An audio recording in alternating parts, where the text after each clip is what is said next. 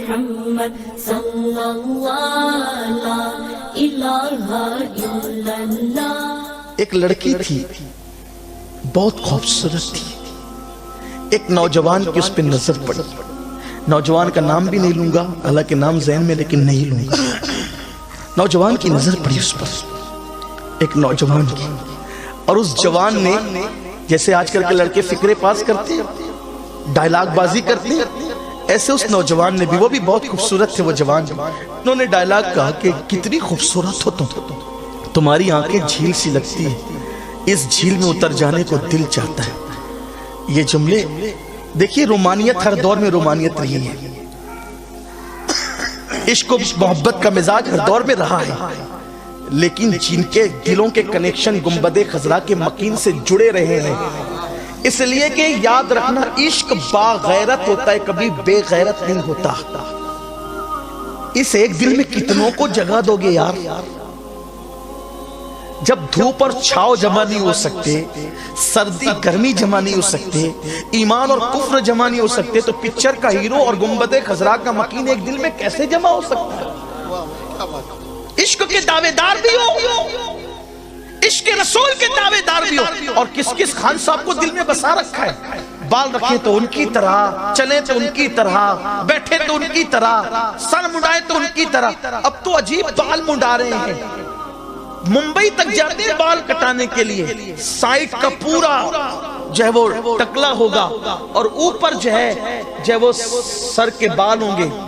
پتہ ہے آپ کو، ہنسنے کی بات نہیں ہے، میرے دل کا درد ہے واللہ کہہ رہا ہوں۔ یہ آپ تاریخ اٹھا کر پڑھیں، 300-350 سال پہلے اس طریقے سے گدھوں کے بال رکھے جاتے تھے، نیچے سے تراشا جاتا تھا اور اوپر سے ان کے بال ہوتے تھے، اس لیے کہ یہ گدھے آوارہ گدھے نہیں ہیں، بلکہ یہ کسی کی ملکیت میں اس نشانی کو لگانے کے لیے، گدھوں کو، اونٹوں کو، ان لوگوں کو، کہ یہ آوارہ نہیں ہے۔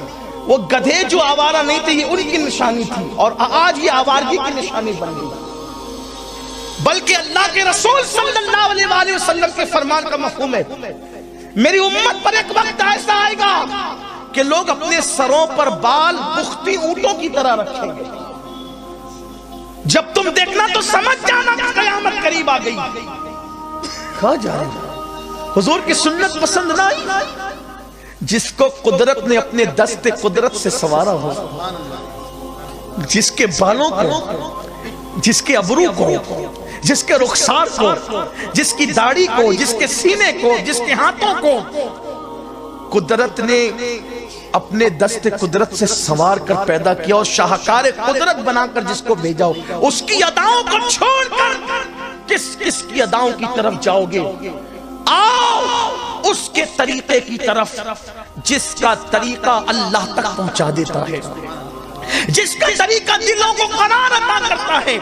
تو بہرحال اس جوان نے کمنٹ پاس کیا، فطرہ کہا کہ کتنی خوبصورت ہے تیری آنکھیں، دل چاہتا ہے کہ جھیل سی آنکھوں میں اتر جاؤں۔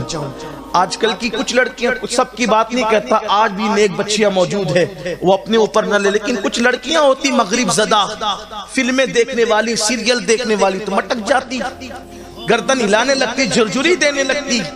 مگر قربان اس لڑکی نے کہا میری آنکھیں اچھی لگی، کہا بہت خوبصورت ہے تیری آنکھیں، کہا رکنا ابھی آتی ہے، رکنا ابھی علاج کرتی ہوں۔ گھر گئی، چاقو لیا، آنکھیں کاٹی، اور آنکھیں کاٹ کر کے ایک تشت میں رکھا، ایک چٹھی لکھی کنیز کو، حالانکہ آنکھ کاٹنے سے پہلے چٹھی لکھی گئی تھی، چٹھی لکھی کنیز کو، دے دیا کہ وہ لڑکا وہاں کھڑا ہے اس کو دے دے۔ جب کنیز تشت لے کر آئی کپڑا ڈال کے تو کہا تحفہ آیا ہے۔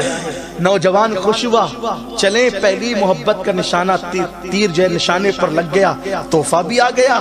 جب اس نے کپڑا ہٹایا تو دیکھا دو کٹی ہوئی آنکھیں تھی اور ایک چٹھی تھی، اور اس میں لکھا ہوا تھا جو آنکھیں مردوں کو میری طرف متوجہ کر کے میرے فتنے میں مبتلا کرے، ایسی آنکھوں کو میں اپنے ماتھے میں رکھنا پسند نہیں کرتی۔ اندھی بن کر رہنا مجھے گوارا ہے، مگر پاپی بن کر رہنا مجھے گوارا نہیں ہے۔ ایسی لڑکیاں تھی ہماری، ایسی بیٹیاں تھی ہماری۔ آپ مجھے بتائیں آج کیا ہوگا، کیا ہو رہا ہے؟